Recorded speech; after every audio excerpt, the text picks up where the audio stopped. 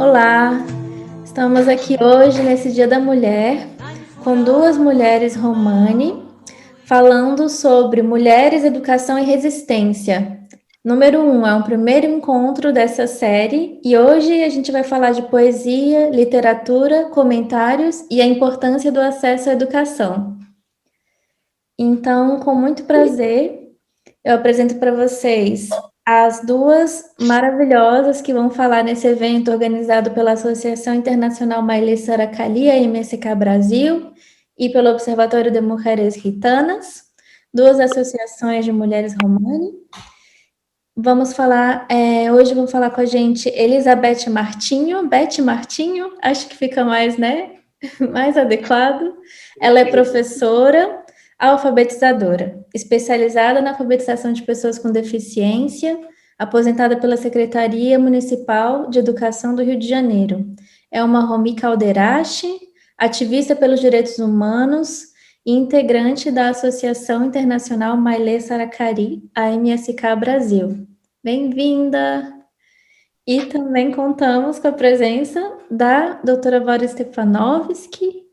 Ela é doutora em literatura especializada em literatura romani, diretora do Observatório de Mulheres Gitanas, como mulher romani Sinti, ativista pelos direitos humanos e direitos das mulheres romani.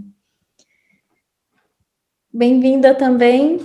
Então, deixo vocês com essas duas poderosíssimas para tecer toda essa discussão de resistência no Dia da Mulher Romani. Um orgulho estar aqui com vocês. Obrigada, Verusca Vasconcelos também, é como Beth e como eu, ativista pelos direitos humanos, está comigo e com a gente no Observatório de Mulheres Gitanas. Muito obrigada, às vezes eu posso falar misturando espanhol com português, mas aí vocês me desculpem. Assim vamos. Hoje é dia 8 de março, não é? Dia da Mulher. E estou muito contente de estar aqui e poderia falar de muitos temas nessa data, não é? Muitos temas que, infelizmente, se relacionam com a realidade da mulher, né? Como a violência de gênero em todas as suas vertentes, das mais explícitas, das mais silenciosas, mas nem por isso não menos daninhas. Poderia falar também sobre as mulheres notáveis, as pioneiras, os exemplos públicos de força, não é? Tudo isso é resistência também. Ou começar também uma discussão sobre temas como maternidade, sexualidade, tantos outros. Todos são importantes e todos são pertinentes para celebrar esse dia, não é? Que é um dia simbólico mais do que o próprio fato, já que todo dia é dia da mulher, ou deveria ser. O dia 8 de março é um dia importante porque é um espaço temporal de mobilização para celebrar o que já foi conseguido, discutir o que ainda se tem por adquirir ou por conseguir, refletir sobre o que está impedindo de que se consiga mais avanços, ou do que pode trazer, pior ainda, retrocessos ao já alcançado, né? Então, esse dia é um dia de discutir, de reflexionar, de pensar ferramentas, falar do que nos é importante para fortalecer também e fomentar a união entre todas as mulheres, as que são iguais e as que são diferentes. Isso é muito importante também trabalhar. Eu acabei de falar que é um dia simbólico, não é? Então, eu me lembrei agora da etimologia da palavra simbólico, né? Que vem aí do grego, não? Que traz para o símbolo também do grego, que se constitui de duas partículas, que significaria unir e lançar. Ou seja, ou lançar em conjunto, ou lançar para voltar a unir. Ou seja, sempre aí falando do simbolismo da união, de que essas coisas tão simbólicas não se podem fazer sozinhas e nem se vão comemorar sozinhas, sempre em conjunto com outros. E eu pensei, me remeto, para sugerir o tema da união entre essas metades, que que vem do etimologia de símbolo, que pode ser a metade de dois seres, né, que se complementam, que se apoiam, mas também pode ser a metade de um mesmo ser, ou de um mesmo objeto que é sagrado. E o que é mais sagrado do que o nosso ser mulher, com todas as responsabilidades, atribuições que nos é dado há tantos séculos, né? Dentro da cultura romani, somos as transmissoras da tradição, responsáveis por levar a bandeira, uma bandeira é modo de dizer, né? A bandeira no corpo, né? Nas vestes, nos adornos, nos penteados, em todo o simbolismo que caracterizam esse território corporal que a gente carrega, tantas atribuições que são sagradas. No termo do sagrado, que eu digo do que se tem que conservar, do que é muito importante. Eu acho assim, que é muito importante falar de sororidade hoje, porque ela tem que ser incentivada entre todas as mulheres, mas porque essa história da natural rivalidade que existe entre as mulheres, são naturalmente rivais, isso foi algo que foi plantado também por toda uma cultura patriarcal, não é? Não é natural essa rivalidade.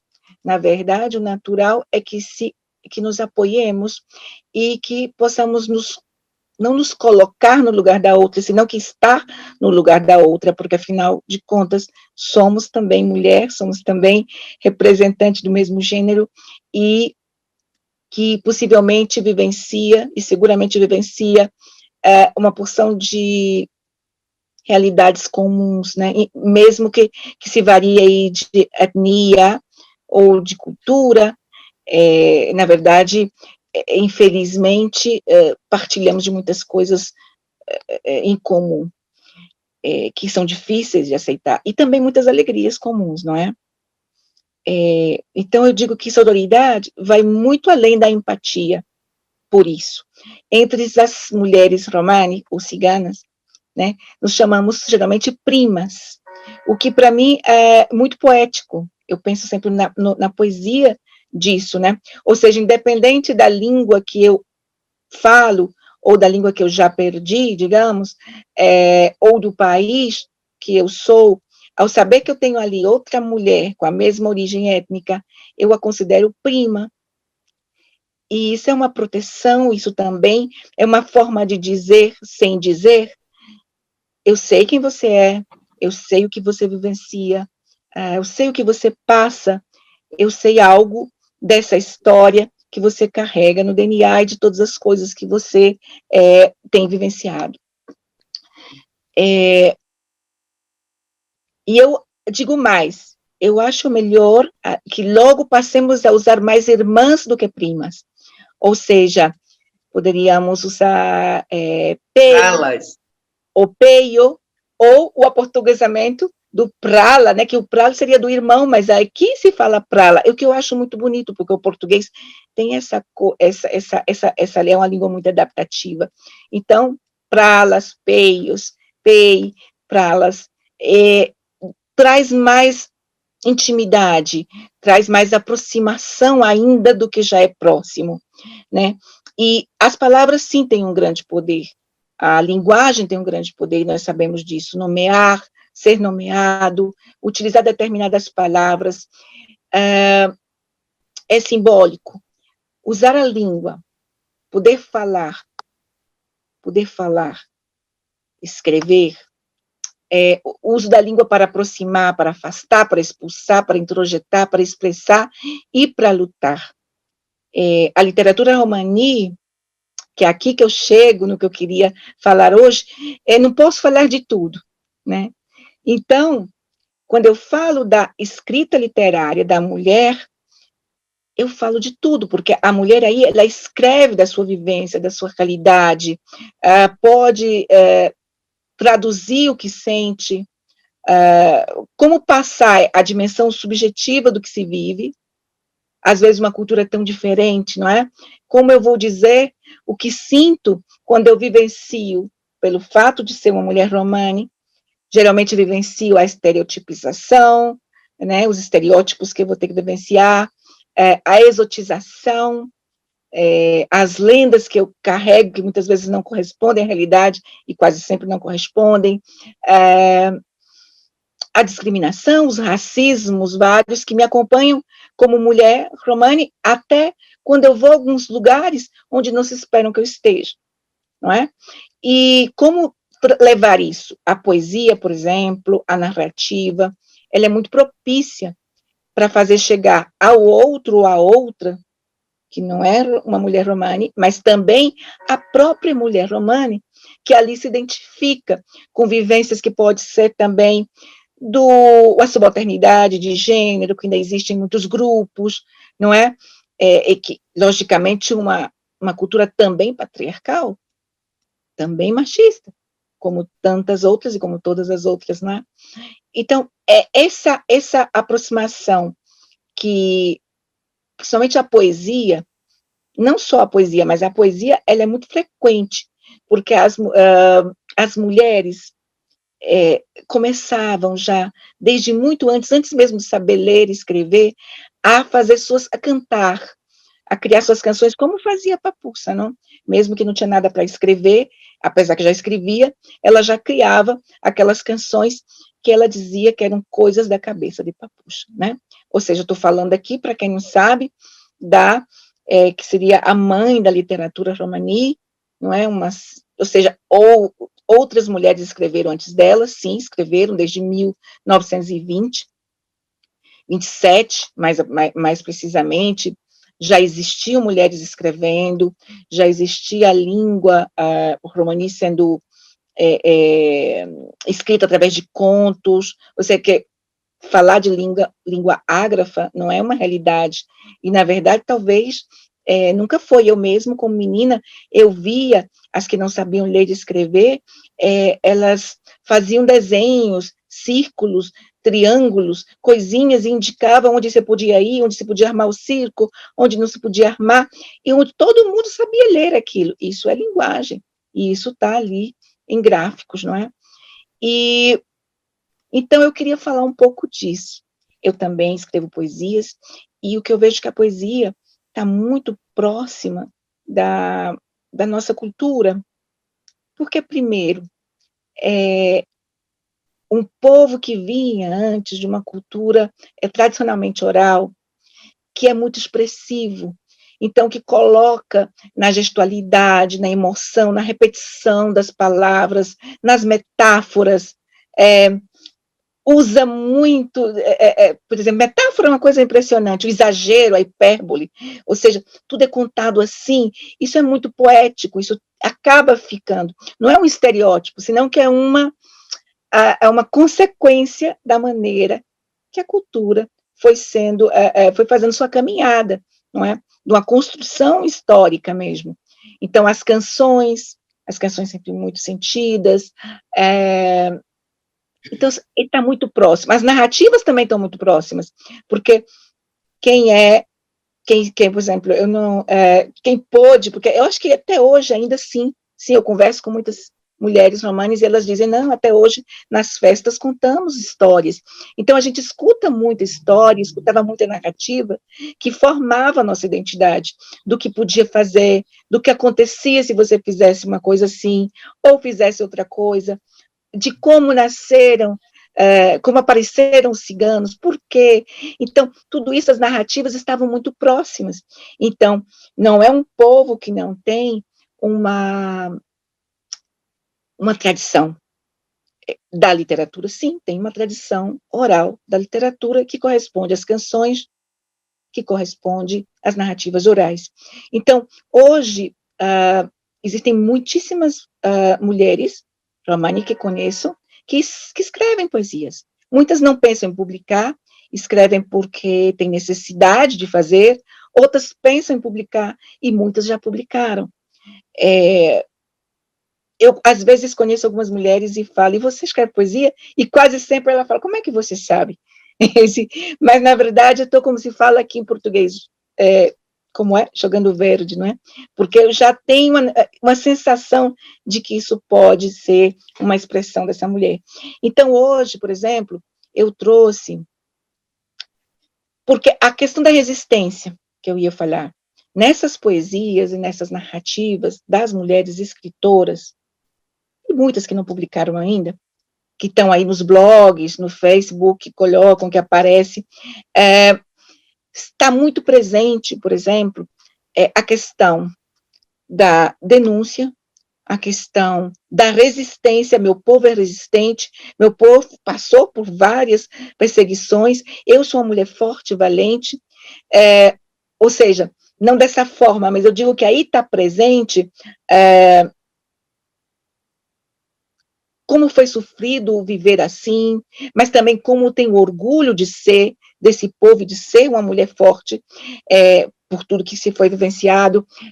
Também aparece muito, agora, principalmente ultimamente, necessidade de estar de acordo com o movimento ativista, com por exemplo, a ideia, né, que já sabemos do que é mais aceito que foi aceito pela linguística, que nós temos origem indiana, então se aparece muita origem indiana, aparece muito detalhes sobre a diáspora, sobre por onde passamos, sobre a língua perdida, também sobre questões como a necessidade de união, de ser uma nação. Então, a poesia hoje vai acompanhando esse processo que eu chamo de desconstrução e reconstrução identitária.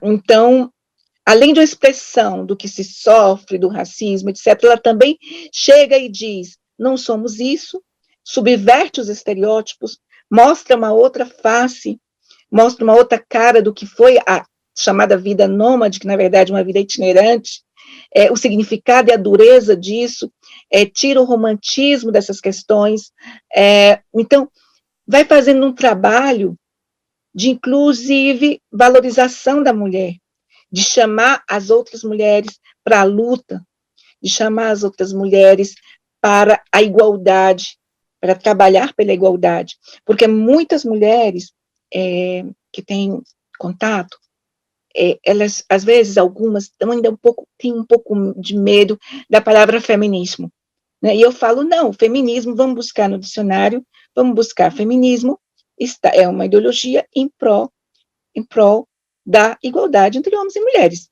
Isso está de acordo com o que você acha que tem que ser? Sim, e é isso que nós estamos falando. Ou seja, a demonização do feminismo, isso é coisa também que a gente deve, como mulher romani, estar muito atenta, porque é só isso, queremos a igualdade entre os gêneros, não é?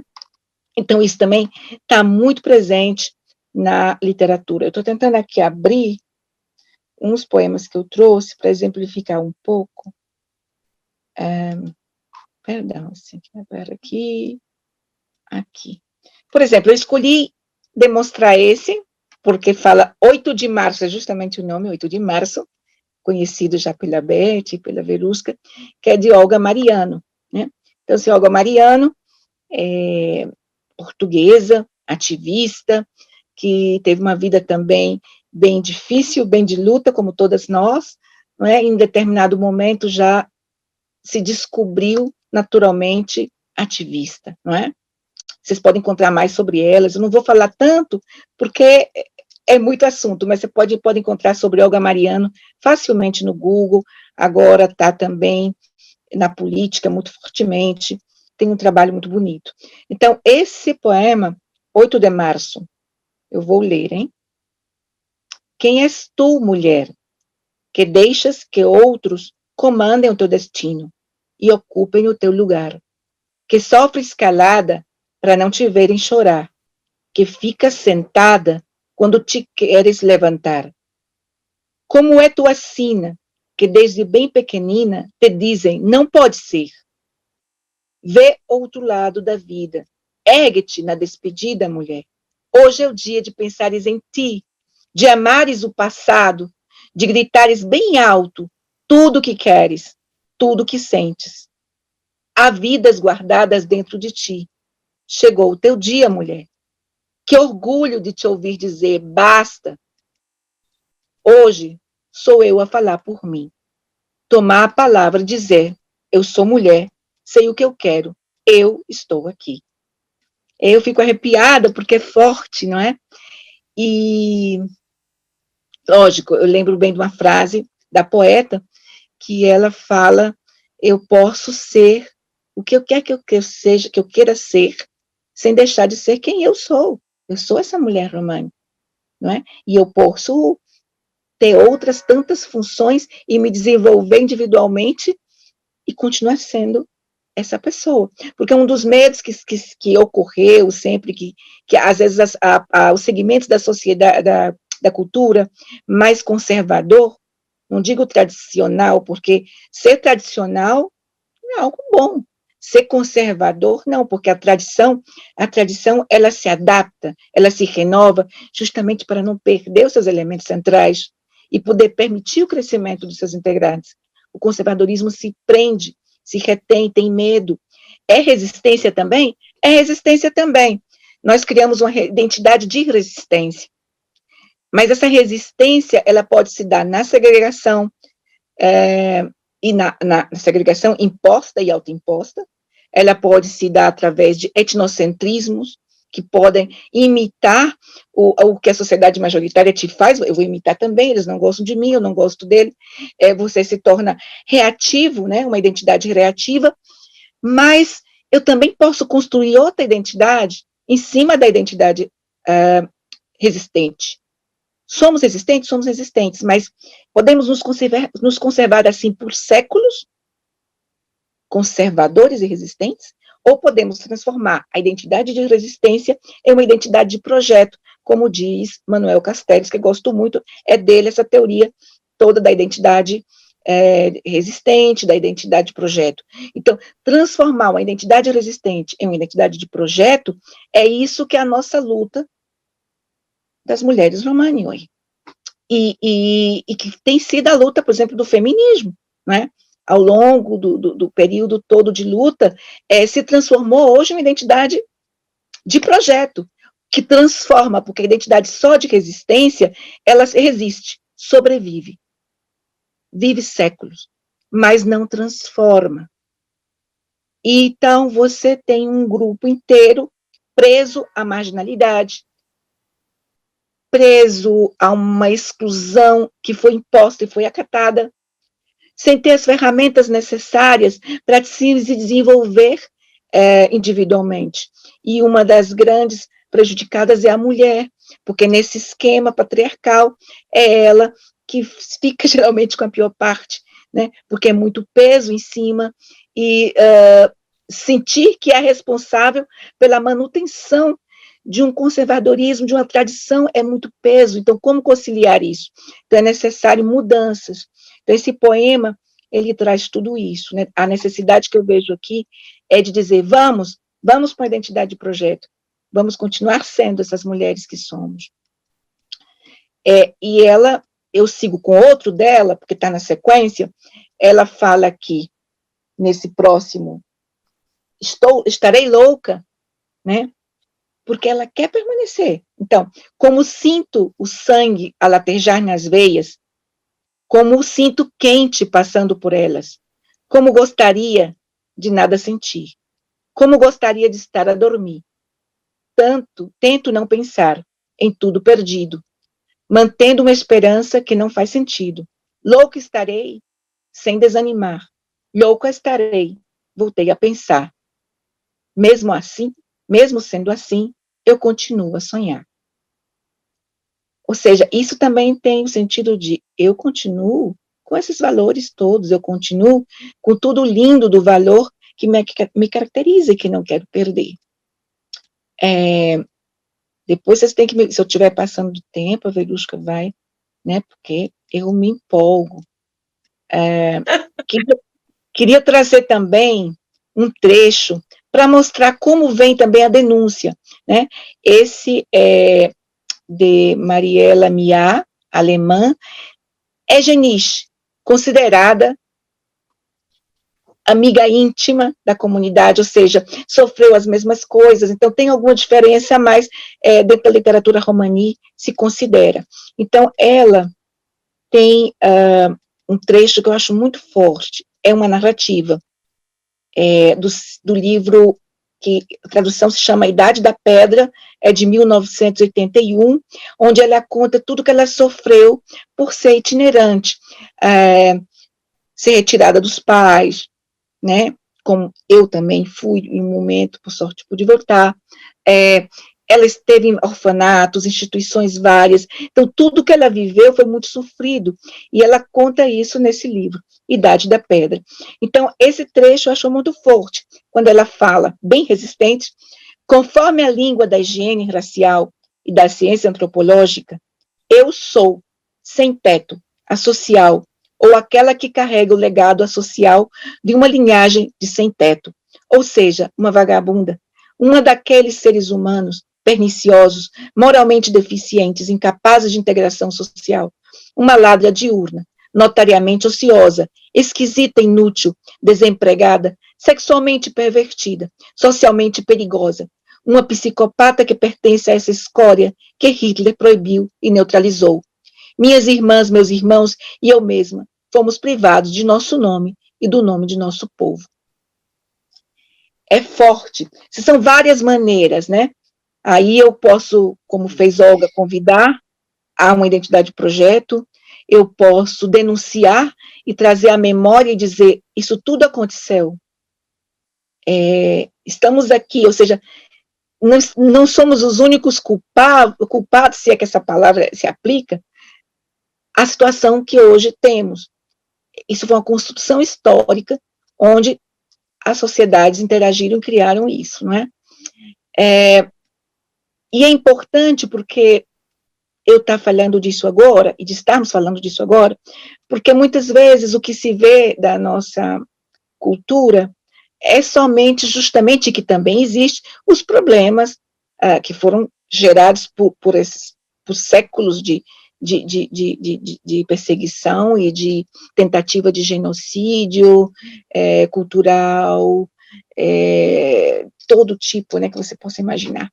Então, sim, temos problemas, precisamos ter mais homens e mulheres nas escolas, que cheguem à universidade, temos muitos problemas, mas também temos muitos avanços. Ou seja, quem veio falar, por exemplo, na mídia sobre as poetas, sobre as escritoras, sobre as doutoras, sobre as professoras, sobre a recente que eu vi, uma menina de 12 anos que foi considerada, uma menina cigana, como eles colocaram, com QI altíssimo, e que causou assombro. Como pode ser? Eu falei, como pode ser? São pessoas normais, somos iguais, temos uma cultura diferente, não é? Então, essas mostras de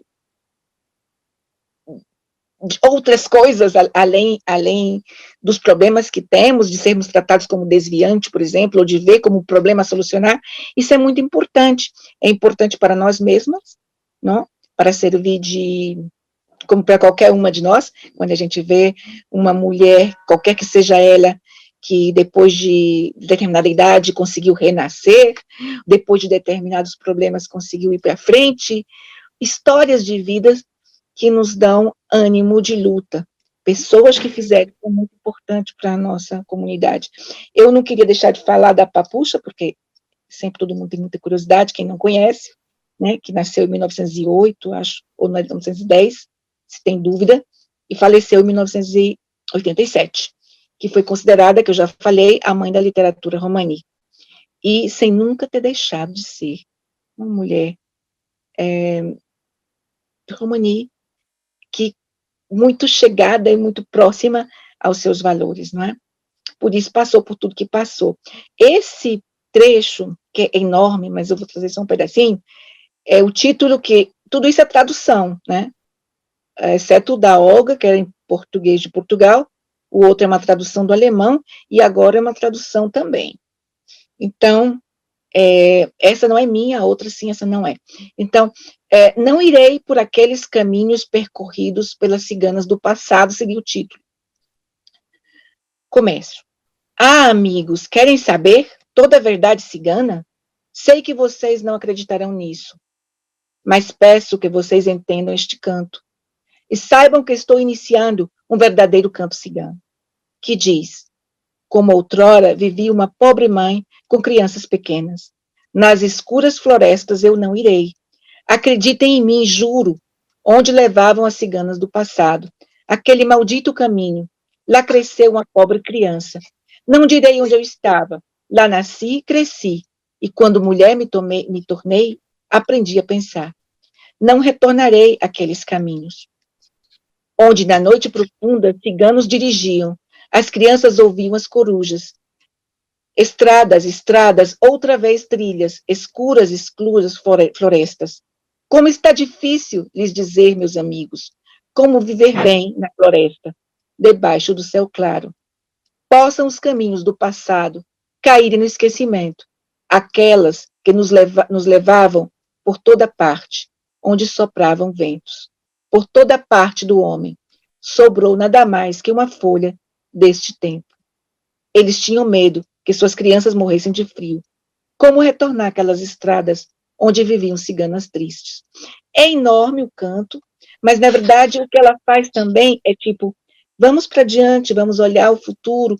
Esse passado não é um passado porque a tradição, porque eu questiono determinados costumes. Ela está falando muito mais, inclusive, do que ela clamava muito nas poesias, não? A necessidade de ler, de escrever. Ela falava mais de ler e escrever.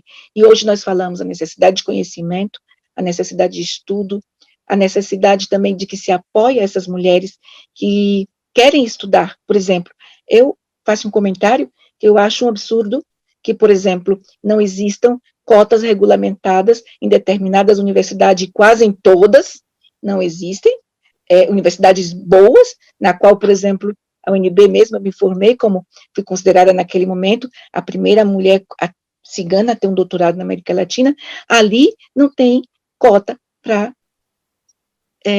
os assim, chamados ciganos, não? Os romás, não tem. Então, o que fazer com uma mulher que passa por tudo isso e decide estudar? É muito difícil, porque não tem. Né? Isso é um caso a se pensar. Queria falar um trechinho, para não deixar de dizer, sobre como não são tão conhecidas as escritoras. Essa é descendente, né, de Romás, e ela, estou procurando aqui, se chama Louise Doury, ou Douty, está aqui, encontrei. Louise Doury, e ela tem uma narrativa que eu gosto muito, uma novela não, romance, Berço de Pedra. Como eu falei, ela é descendente. E o que eu acho interessante nesse romance é que ela traz uma aproximação interessante entre duas mulheres, uma que é cigana e outra que não é, digamos, que é a sogra, ou seja, houve uma união houve um casamento misto, e ela compara a vida das duas, e encontra muitos problemas parecidos. Então, é interessante como ela faz esse diálogo.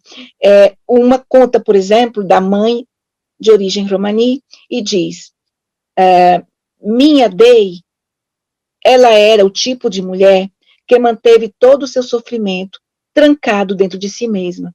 Nunca ouvi reclamar nenhuma vez, sobre qualquer coisa. E a outra personagem fala, que não é uma mulher romani, ela fala, eu não conseguia entender por que a minha mãe parecia pensar tão pouco em si mesma. Meninas de 12 anos não podem compreender suas mães. Elas terminam aprendendo que as mulheres devem pensar pouco em si mesmas, quando são mais velhas. Ou seja, e aí ela vai fazendo várias, mostra, mira, somos mulheres, e devemos ter essa sororidade de saber, por exemplo, quando uma mulher branca, por assim dizer, em termos de ser da sociedade majoritária, né, deve, por exemplo, calar para que a outra fale. Quando ela deve não falar por ela, quando ela deve dar o seu espaço, quando a outra, ou seja, são várias formas de que, inclusive, mulheres tão diferentes, podem se unir e podem saber ter essa empatia, ou isso mais além da empatia. Mas eu não queria deixar de terminar com uma poesia minha, porque eu não fui publicada ainda, mas nós vamos, tem uma publicação saindo, estou feliz por ela. E só para terminar e deixar a Beth falar, né, Beth? Porque você sabe, eu falo muito, né? Mas isso não é estereótipo, não, isso é vontade de falar. Isso é vontade de falar. Aqui, eu queria falar... temos muito para falar. Quanto tempo calada, não é? Aqui, um trechinho que eu queria ler, porque eu falo da necessidade de falar, da poesia que está sempre dialogando conosco, não é? Aqui eu estou trazendo um trecho. Tá, eu coloco Sobrevivi de poesia. Vai ser em espanhol, perdão, porque não deu tempo passar para o português. Uma poesia introductoria, confesional y circular, como la respiración y el tiempo de mis ancestrales. Desde siempre, antes de leer, escribir, saber, sin saberlo, cómo, por qué y qué hacía, veía el mundo en versos, estrofas, con rimas, sin rimas, siempre intenso, afectivo, emocional, circular, inexacto, profundo. Atada obligatoriamente al sentir mío, de los otros, de la vida, en mi mundo todo tenía sentimiento, carácter, sufrimiento, dolor, alegría. Todo me hablaba, animales, comidas, objetos y el vacío. Miradas hablaban lo que la boca no quería. El cuerpo contaba lo que el corazón no decía. Entonces, nada era oculto. Todo pensamiento se veía, se sentía. La palabra poesía, esa no existía. Pensaba yo, en mi inocencia, que era así que se sentía. A veces me asfixiaba tanto sentir, y la poesía se me salía en balbuceos solitarios, en canciones cantadas en el circo. Sobre todo me sentía pertenecer a todos y a ningún lugar. Llevaba dentro el mío y amaba a todos los otros, lo que me conformaba. Identificaba desde las historias de los míos y de los pasos que daba en mi historia. Extranjera y cosmopolita nací, itinerante. Nunca supe en dónde mis ojos se abrieron por primera vez. Tampoco quería saberlo. Bastava com ser gitana. Quedou um trecho no meio que eu não fiz toda, porque é enorme, então eu cortei, tá? Eu botei o início e o final.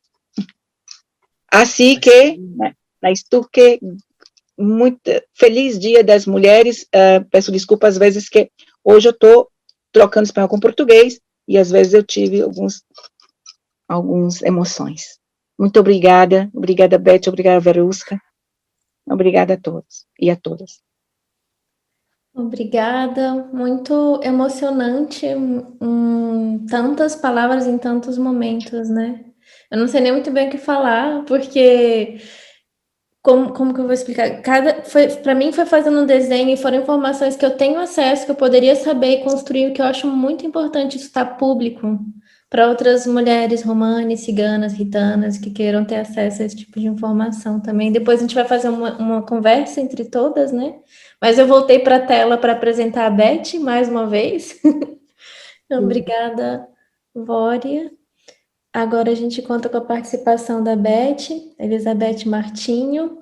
Mais uma vez, nomear todas as especializações dela aqui como professora. É uma professora alfabetizadora especializada em alfabetização de pessoas com deficiência, aposentada pela Secretaria Municipal da Educação do Rio de Janeiro, uma Romi Calderache, com muito orgulho, ativista pelos direitos humanos e direitos das mulheres romani, integrante da MSK Brasil, Associação Internacional Maile Saracali. Eu devo ter deixado muitas coisas pelo caminho, mas é isso.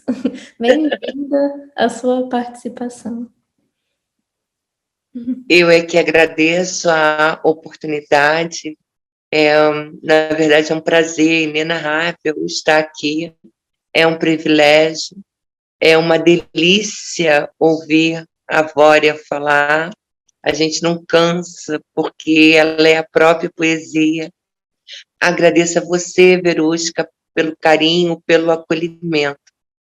E o quanto é importante hoje, nesse dia comemorado, o Dia Internacional das Mulheres, nós apresentamos uma outra face da mulher romani, não apenas aquela mulher que leu mão pela vida inteira, ou que lê as mãos pelas esquinas, mas falar dessa mulher que lê, que escreve, que ensina a ler, que ensina a escrever, e nem por isso deixa de ser romani, nem por isso deixa de ser uma romi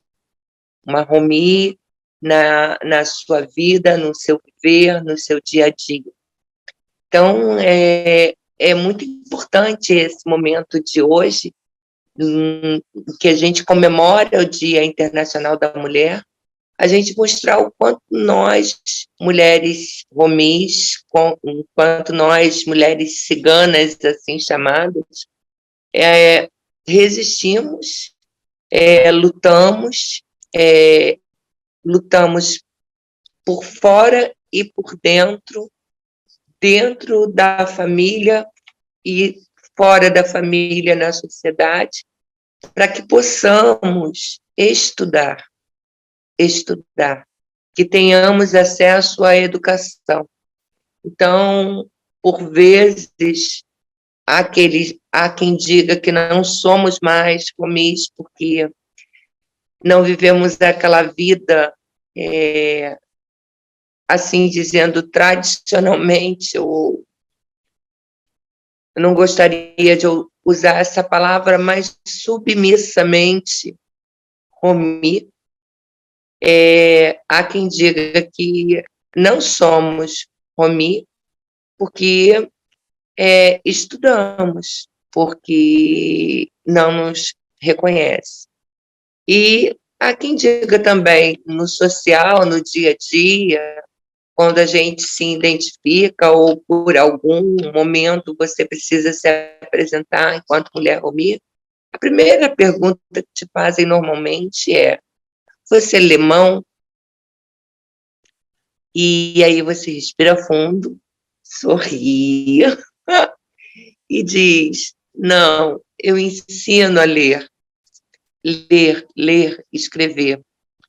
E isso é fundamental, é fundamental. Então, hoje, quando a gente inaugura esse primeiro bloco, Mulheres, Educação e Resistência, poesias, comentários e a importância do acesso ao conhecimento, eu trago uma mulher extremamente admirável e por quem eu sou assim extremamente apaixonada, uma mulher brasileira, uma mulher que nasceu em 1901, quer dizer, no início do século passado, e teve a grandeza, a magnitude de se expressar da forma como se expressou através das suas poesias.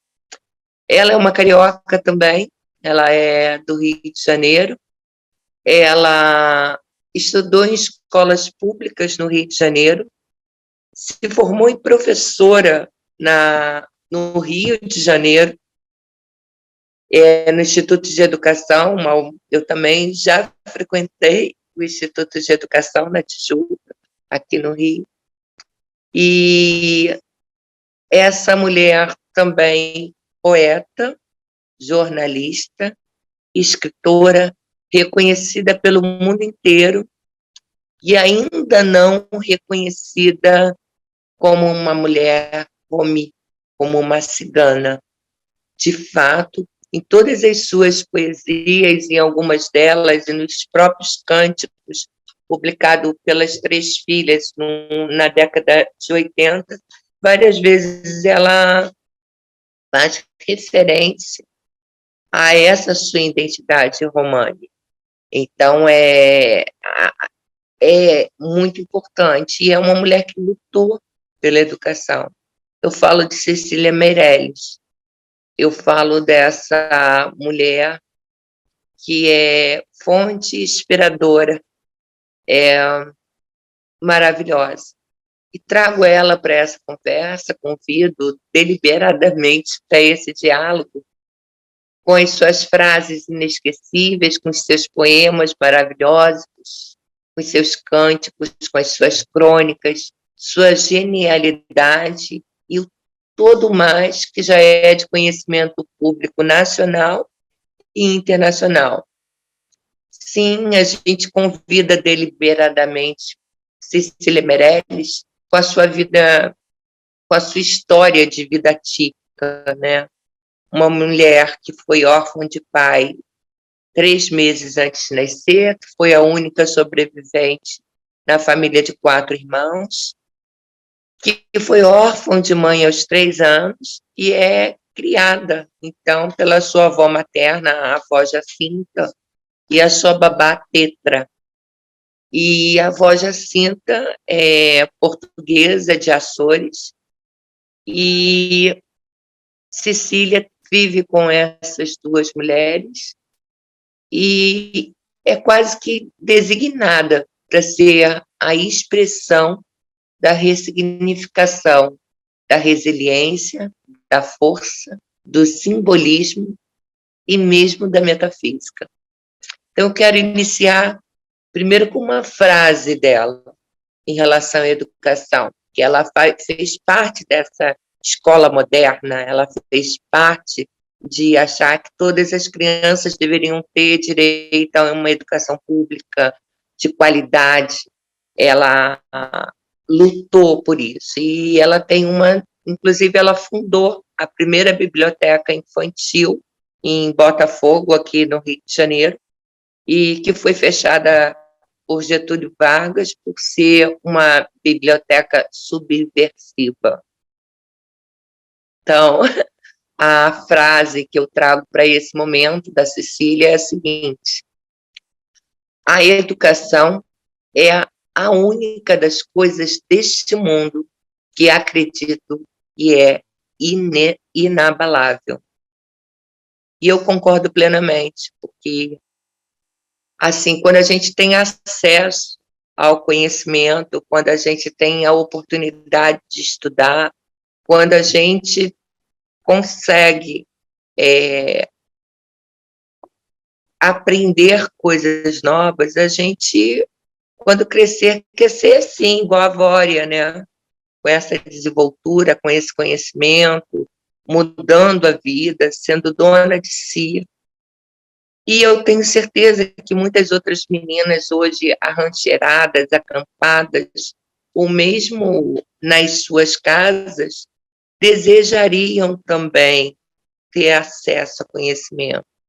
Gostariam de ser advogadas, gostariam de ser médicas, gostariam de ser uma mulher diferente, ou ter uma vida diferente. Não deixar de ser cigana, porque ninguém quer deixar de ser cigano. É tão lindo ser cigano. Mas ser também independente, livre para escolher. Então, quando a Cecília traz a frase: a educação é a única das coisas deste mundo que eu acredito que é inabalável, eu acho que ela quer dizer que é o ouro que não nos roubam, é a casa que não nos tiram, é do chão que não nos espantam, é aquilo que a gente vai levar para sempre, que ninguém pode tirar da gente. Então, eu queria iniciar com um poema de Cecília, o epigrama 7, que, na verdade, eu vejo como uma autodeclaração. E ela escreve isso em 1939. Então, ela já estava com 38 anos, ela sabia do que estava falando. E ela diz assim: a tua raça de aventura quis terra, o céu, o mar. Na minha, há uma delícia obscura em não querer, em não ganhar. A tua raça quer partir, guerrear, sofrer, vencer, voltar. A minha não quer ir nem vir. A minha raça quer passar. Então, vejam o quanto ela se declara Romi. Até bem pouco tempo, durante a conferência, a gente teve o Diogo falando sobre a língua romani, sobre o romanês, e em que ele é tão enfático em dizer que existe um verbo em romanês que não é conjugado, esse verbo não existe, que é o verbo ter. E ela, nessa poesia, ela se desprende, ela se mostra exatamente isso. Alguém que não quer alguma coisa fixa, alguém que é uma passagem, que quando passa, já ficou e já levou, né? É tão bonito ouvi-la falar assim. Eu acredito numa preservação de cultura, sim. Eu acredito que essa preservação de cultura é uma forma de resistência também. Mas eu não acredito que uma cultura seja só tradição, principalmente uma tradição inspiradora ao machismo, uma tradição que menospreza ou minimiza ou, de alguma forma, não deixa a mulher fluir, a mulher crescer, estudar, se empoderar, viver. A tradição faz parte da nossa cultura e muito mais da nossa história, mas não pode ser uma tradição limitante, que aprisione uma alma a um único tempo, a um único local, a uma não possibilidade de transformação. A tradição não pode ser limitante, pois corre o risco de ficar esvaziada de significado. E aqui eu lembro da Vória falando do simbólico, do simbolismo, e é exatamente isso, né?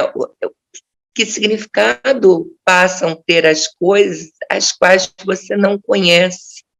Você não conhece por falta de estudo, você não conhece por falta de educação. E aí existe um grave problema. O maior, que eu acredito, é realmente esse preconceito institucional, esse preconceito estrutural, porque essas pessoas que estão nesses órgãos públicos de educação são pessoas que são formadas, que tiveram acesso à escola, que tiveram acesso à informação. E aquela criança cigana que está chegando lá, ela não sabe. Ela sabe da cultura dela, ela sabe dos gostos dela, da vida dela. E ela não imagina que precisa entrar dentro de um pote de vidro ou de uma caixinha e se formatar para a escola. Não. A escola não pode ser uma instituição que constrói tijolos ou que forma objetos rígidos. A escola precisa, sim, como diz Carl Rogers, ser uma escola, uma educação libertadora, uma educação que promova o conhecimento, que desenvolva a curiosidade nessa criança. Então, por outro lado, a gente tem, como eu disse antes, toda uma questão que, em nome de se manter uma tradição, você não deixa a criança, o adolescente, a moça, o rapaz, conviver ou estudar. Os rapazes até têm mais oportunidade, e aí é a agressão maior ainda. As moças, como disse bem a Vória, e lembrando aqui que faz parte da nossa tradição, e ela é tão intrínseca que a gente, às vezes, não se permite não fazer. Com todo o conhecimento que a gente tem, com todo o repensar, com toda a ressignificação de vida de momentos distantes, você não consegue parar para ficar aqui no computador sem antes o jantar estar pronto. É mais importante o jantar estar pronto para a família do que está sentada hoje aqui para falar por ou pelas milhares de crianças ritanas, gitanas, ciganas, romis, que não têm acesso à educação. Olha que absurdo, mas é verdade, é a mais pura verdade. No entanto, a educação, e eu trago aqui novamente esse tema, ela é a senhora pontífice de uma sociedade mais justa. A educação é a construtora de pontes, etimologicamente falando, de pontífice, né? Ela é a construtora de pontes entre saberes, entre culturas, entre adversidades. É libertadora no sentido mais amplo da palavra liberdade. E aí, por que Cecília? Porque Cecília Meirelles também define como ninguém o que é essa liberdade. E ela diz assim: liberdade é uma palavra que o sonho humano alimenta, não há ninguém que explique e ninguém que não entenda. Cecília é uma mulher maravilhosa e em tudo que ela fez, em tudo que ela faz. E hoje eu posso falar de Cecília porque eu estudei. E eu queria que outras mulheres falassem também da Cecília, falassem da Vória, falassem da Elisa, falassem da Verusca, conhecessem outros escritos, tivessem outras profissões. E nesse dia 8 de março, a gente diz basta ao preconceito, dosta ao preconceito, basta a, a essa tradição que é limitante e que fica esvaziada de significado. É um conservadorismo intencional à submissão feminina. Então, basta a isso, sim. Basta todos outros preconceitos, mas precisamos, dentro da Romar, fazer valer a nossa voz. Deixem que nós, mulheres ciganas, falemos por nós, que somos mulheres, que somos ciganas. E trazendo aqui, então, um outro poema que eu acho que identifica também demais a ciganidade de Cecília Meirelles, eu trago um poema chamado Canto Cigano. E eu acho interessante, Vória, porque nesse poema, e em alguns outros poemas da Cecília, parece que Papusca e ela conversaram, ou estiveram interligadas de algum momento, ou tiveram experiências tão parecidas e tão marcantes e tão pertinentes à nossa etnia, que, por vezes, falam de uma mesma coisa, de um mesmo olhar. Eu quero ter calma para falar esse poema. Eu gostaria de recitar, mas não sei recitar. Então, eu vou ler esse poema chamado Canto Cigano, de Cecília Meirelles. Seus cabelos balançavam com o vento. Ela dançava. Dançava de dia, dançava de tarde, dançava à noite. À noite, enquanto os archotes brilhavam e impunham nela muitos fulgores, ela sorria e sorria. Para quem sorria? Para ninguém. Bastava para ela sorrir para si mesma. Sorria, sufocando o pranto que lhe inundava a alma, porque se ela chorasse, todos choravam também. E ela tinha que sorrir, cantar, dançar, bailando como baila o vento, cantando como cantam as aves, só, tão só. E, no entanto, dona absoluta de todos os olhares, de todas as mentes que estavam ali, cada um achando que para eles ela sorria, quando na verdade ela não sorria para ninguém, ela sorria para si mesma. O tempo passou e o vento tão forte que muda a vida, mudando as pessoas de lugar daqui para acolá. Um dia ela deixou de dançar, mas não deixou de cantar. Mesmo na solidão dos pinheiros gelados, fazia com os rouxinóis um dueto encantado. O rouxinol cantava de tristeza, ela cantava de saudade, de dor. Por onde andará? Como estará a terra dos meus amores? Aonde estarão aqueles que pisam firme no chão? Aonde estará o meu povo? Será que eles estão como eu, na solidão? Canta, cigana, canta. Deixa que o vento da vida te carregue, que a brisa te abrace e que as folhas te teçam arrepejos nos ninhos dos pássaros.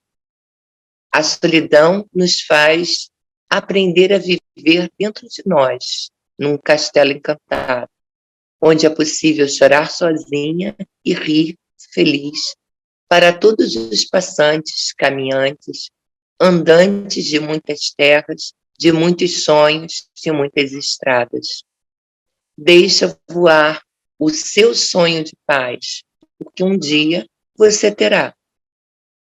Não, não chore, não chore, cigano. Cante, porque mesmo sem cantar, você encanta. E mesmo chorando, você sorri. Deixa o tempo passar, deixa as folhas voar, voar, porque um dia a paz você terá. Então, Cecília Meirelles, ela se autodeclara cigana várias vezes, e tão pouco hoje é reconhecida. Há pouco tempo, ainda hoje, se falando dela, eu me encontrei até fuçando, buscando e procurando coisas sobre Cecília, que eu queria trazer para conversar aqui. Um rapaz chamado Leonardo Chioda. Ele é jornalista, é professor de letras, é formado pela USP, e ele fez um trabalho assim bastante interessante, porque ele diz uma coisa assim, eu não vou saber repetir exatamente o que ele diz, mas é mais ou menos como se ele dissesse assim: entre Cecília e um baralho, é difícil escolher em qual dos dois mergulhar. Existe uma foto, inclusive, da Cecília sentada ao chão, com a saia aberta e com um baralho espalhado. Existem várias dicas de que ela era cigana. O fato é que ela foi e continua sendo uma mulher atípica em todos os seus momentos, porque ela não foi, ela viveu em pleno modernismo, sem ser modernista, porque ela continuou usando expressões e pontuações e obedecendo algumas regras que os modernistas, para serem modernistas, não usavam. Ela também não é pós-modernista, e ela se afeiçoa muito ao simbolismo, porque ela é estudiosa da mitologia grega, estudiosa do hinduísmo, inclusive era apaixonada por Mahatma Gandhi, e é uma mulher que estudava sem parar, e traz agora esses cânticos que foram publicados na década de 80 pelas três filhas, Maria Matilde, Maria Fernanda é a mais nova, e a outra Maria, que é do meio, eu esqueci o nome, mas a gente sabe rápido. A Cecília também tem um fato interessante que a liga esse misticismo de uma certa forma, é que ela teve, além dela ter esse início de vida sofrida, ela casa, ela tem essas 3 filhas com um pintor português, altamente depressivo, e que 5 anos depois de casada, já com as 3 filhas, ele se suicida, e a filha mais velha que o encontra pendurado na sala.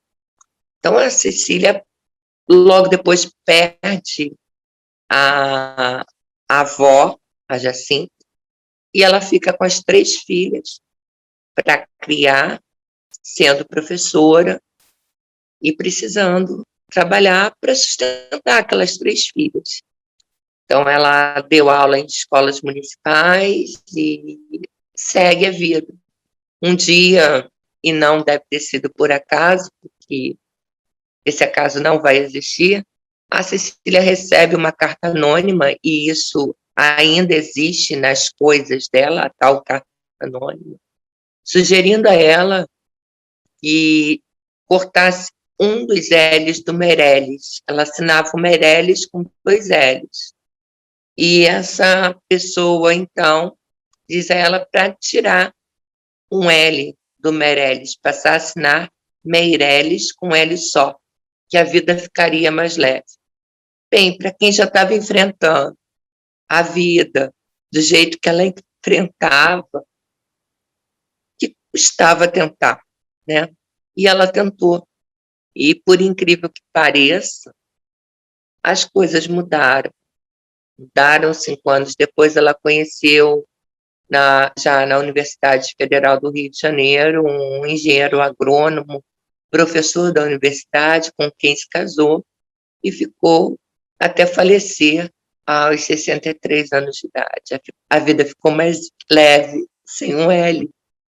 E o Leonardo Chioda, esse pesquisador e também apaixonado por Cecília Meirelles, ele faz uma coisa muito interessante, porque ele pega um tarô de Marseilles, que é composto de 22 cartas, que são os arcanos maiores, e para cada arcano ele coloca uma poesia da Cecília. E ele faz a proposta que a gente se desprenda do significado do arcano e que leia a poesia da Cecília. E a Cecília é isso, é uma coisa que ultrapassa, ela é extravagante na sua forma de ser, e é uma cigana, com todas as letras e autoafirmações dela, eu tenho certeza que Cecília é uma cigana. E eu gostaria de encerrar falando do prazer de estar aqui, mas gostaria muito de hoje ter a certeza que muitas meninas, que muitas mulheres, homens, ciganas, caldeirachas, sintes, boiachas, matiuaias, rararanus, que muitas delas tivessem a oportunidade de ter acesso à educação. É estudar que se quer, para poder se crescer, para poder se libertar e seguir com uma tradição e não com um conservadorismo, como chamou e frisou muito bem a Vória. E eu não gostaria de fazer isso, mas eu sei que elas vão dizer que se eu não fizer, eu devia ter feito. Então, eu vou fazer. Eu vou ler um escrito meu, que diz assim: eu acredito na paixão das almas. Eu acredito na paixão das almas, em seres que, num único contato, se identificam, se tornam inesquecíveis um para o outro. Creio no afeto das palavras, complementando o pensamento próximo, quando parece conhecer o final da oração. Irmãos, irmãs, amigos, amigas, namorados, namoradas, pais, mães, filhos, bem-querer de vários tempos, às vezes distanciados pela necessidade do esquecimento, e outras vezes aproximados pelo desejo de encontro. Eu acredito na paixão das almas. Pessoas que nunca se viram, e em poucos segundos se veem amigos inesquecíveis, um para o outro, para sempre. Assim eu encerro a minha fala e basta de preconceito e de intolerância. Muito obrigada. Nastuk Mengue. Muito obrigada, Beth, por essa participação maravilhosa e indescritível também, mais uma vez. Foi somando, acrescentando as coisas que a Glória trouxe. E para mim, além da descoberta da Cecília Meirelles, que foi você que me apresentou ela como uma Romi, uma mulher romani, fica também essa mensagem cálida do que é a cultura e o que é a tradição e como ela se transmite, toda a sensibilidade das representações que você trouxe aqui com as poesias e a sua. Que bom que você leu, que senão sim, a gente ia reclamar e falar, vem cá, e a sua poesia? Que a gente estava comentando no começo do encontro com outras almas, né? Que foi isso que veio do seu encontro com uma mulher romani, ritana. Então, é perfeita. Vou convidar a Vória a abrir a câmera também para a gente conversar um pouquinho. Não sei se ela está conseguindo. Estava aqui emocionada. Que bom que ela falou. Aí bati palmas pensando, não estamos escutando. Mas assim, fiquei muito... Que bom que você falou a poesia, que bom que... Gostei muito da sua fala, e a Cecília Meirelles eu sempre tive aí por um tempo com uma interrogação, né, ou seja, vontade tinha de falar com suas descendentes, de saber um pouco mais também, né, mas foi tão comum sempre esconder, né, com tantos preconceitos, com tanta discriminação. Pela época que ela viveu, que foi a época de Vargas, era uma época de repressão total, uma época em que a mulher escolhia ser professora ou ser freira. Sim. Exatamente. Muito, muito. E realmente é um tema a se pesquisar e fazer um trabalho grande, né? Sobre. Quantos foram pouco a pouco sendo desvendados, digamos a palavra, não descobertos, que não é a palavra, mas que puderam se assumir pouco a pouco, né? E quantos não o fizeram também, né? E quantos até perderam a noção se eram ou não, porque ficaram na dúvida, não é? Olha, nós tivemos a experiência há pouco tempo de duas mulheres romis que iam ser entrevistadas por você para o trabalho e que acabaram desistindo, uma porque a mãe proibiu, a outra porque o avô não quer que fale, que são ciganos, que são romis, as duas romis, uma Lovara e uma, eu não sei se eles são caldeirachas, mas eu acho que são caldeirachas. Então, vieram da Tchecoslováquia. Então, você vê assim, nós tivemos essa experiência agora, imagina antes, não é? Claro. A que ponto isso é uma consequência drástica, não? Da história, ou seja, chegar a ponto de ter medo, né, do que pode acontecer se eu me declaro, ou seja, será que eu vou conseguir com o meu trabalho, não vou ter algum tipo de represário, vou ser tratado diferente? E ainda existe uma situação marcante nisso daí, é porque aqueles que dizem ser, ou aqueles que usam do nosso patrimônio cultural, usufruem erradamente numa desinformação total, promovendo eventos e coisas assim, e nem, sabe, imagináveis, que não sabem nada sobre nossa história, que não sabem nada sobre a gente, mas que se fantasiam e literalmente vendem essa imagem estereotipada, esse bando de desinformação que prejudica ainda mais a nossa vida. Então, e aí é difícil de você se assumir, e a gente entende bem isso, o quanto é difícil, porque a nossa história é marcada pela perseguição, a nossa história é marcada pela exclusão. Como diz a poetisa alemã, que eu gostaria muito que depois você me mandasse o texto, é a escória do mundo, né? Aquele que já nasce no ventre materno, amaldiçoado pela sociedade, infelizmente, né? Então é complicado. Eu super entendo quando a gente precisa falar e se emocionar e lutar pelo espaço das nossas meninas, hoje, dia 8 de março, Dia das Mulheres, porque nós somos mulheres, nós somos romanes, nós somos romis. Exato. Exatamente, importante. E não tem como não refletir, né? Enquanto vai falando, a gente vai indo longe, em tantos exemplos, em tantos casos que a gente viu, presenciou, e realmente é importante esse movimento de apresentar esses exemplos, de trazer, de dar ânimo e dizer que sim, sim, é possível, e transformando essa identidade. Trazer outros exemplos, inclusive exemplos brasileiros que nós conhecemos. Lida, que se formou advogada, aos trancos e barrancos, enfrentando todo tipo de preconceito, que assumiu desde sempre a sua identidade, ia vestida de cigana para a faculdade.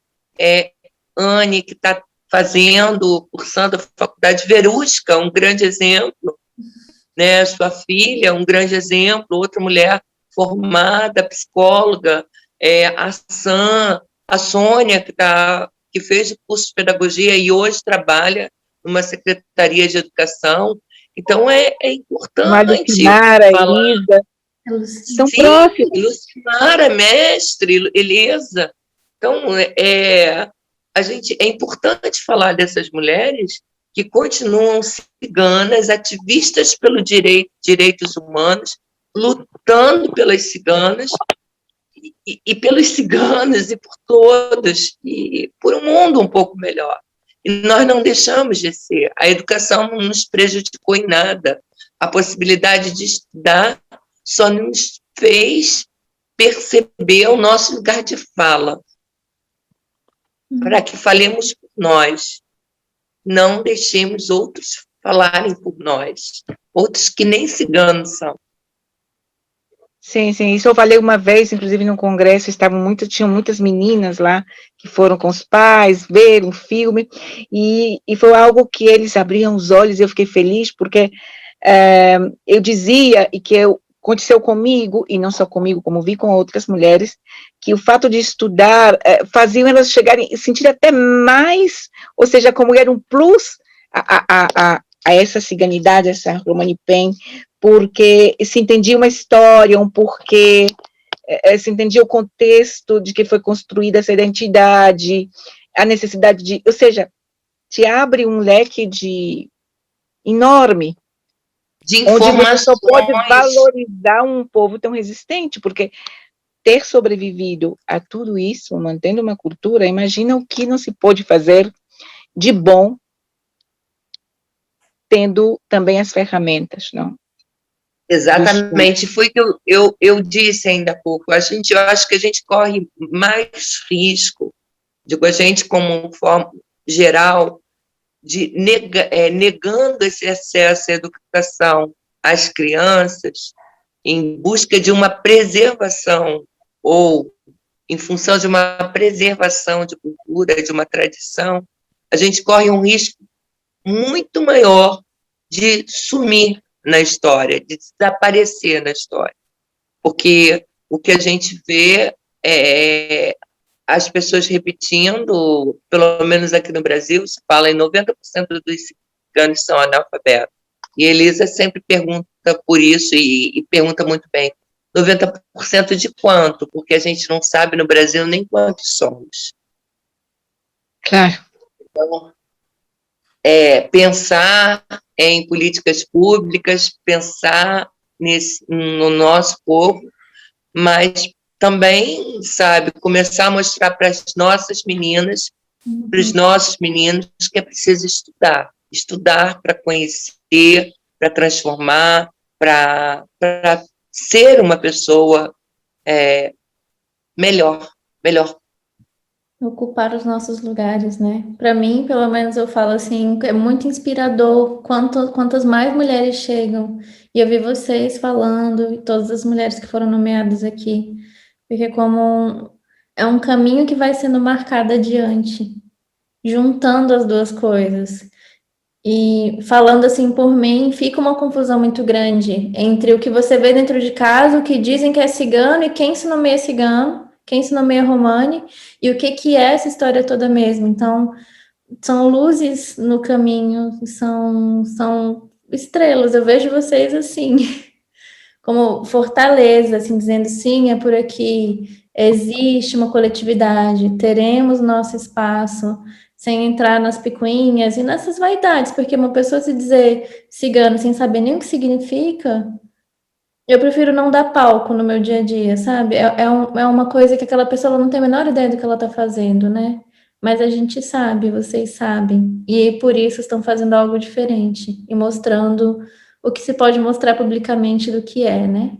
Com as palavras, e o resto a gente entende com a alma. Veja a sua mãe já é uma luz em qualquer lugar, mas ela diante da luz, ela irradia, ela se torna mais forte ainda. É isso que a educação faz com as pessoas.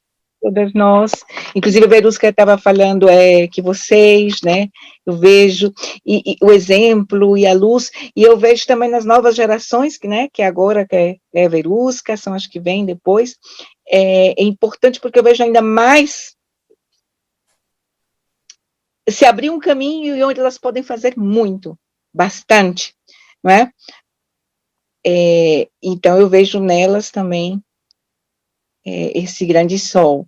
E eu fico feliz que eu acho que hoje é um dia de dizer basta, dosta, para muita coisa do conservadorismo, para muita coisa para a discriminação, para os racismos, para as impossibilidades, né, que foram introjetadas, porque com toda uma construção de que, não, os ciganos não são para o estudo, eu já vi cigano falar, não, a gente não é para o estudo, não, a gente é para o comércio, e se repete, não, sem mais introjeções, basta, dosta de introjeções, e que esse seja um marco.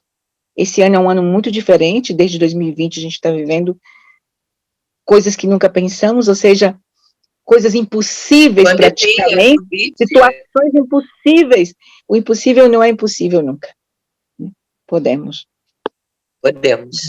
Juntas, podemos sempre muito mais.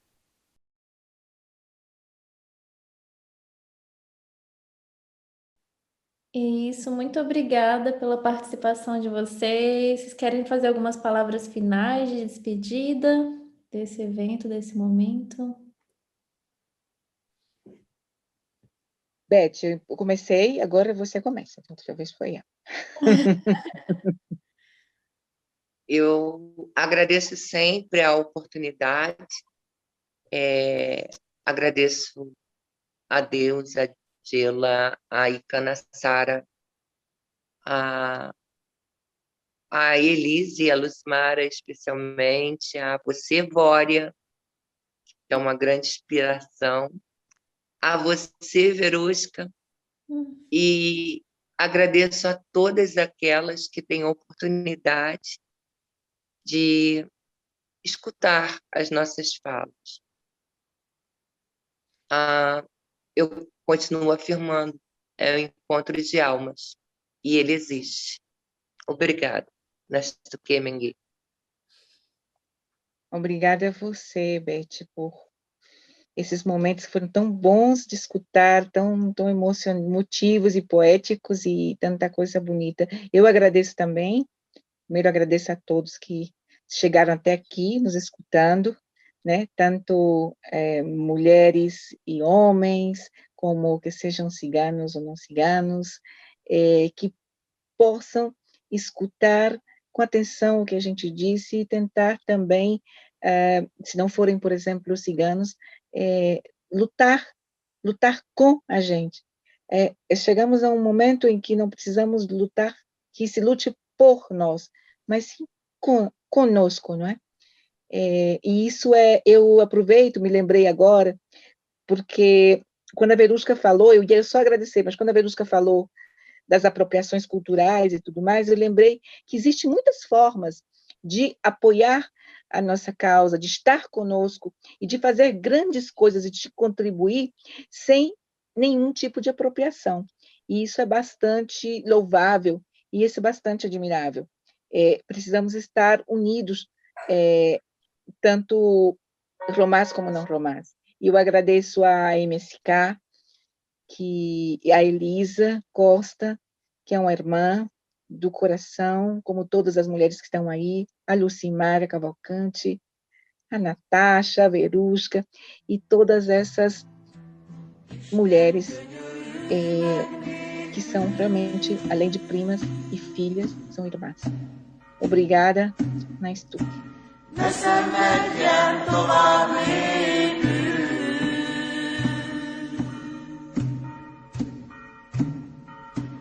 Megákoztál, megismertél, örök csavargóvá tettél.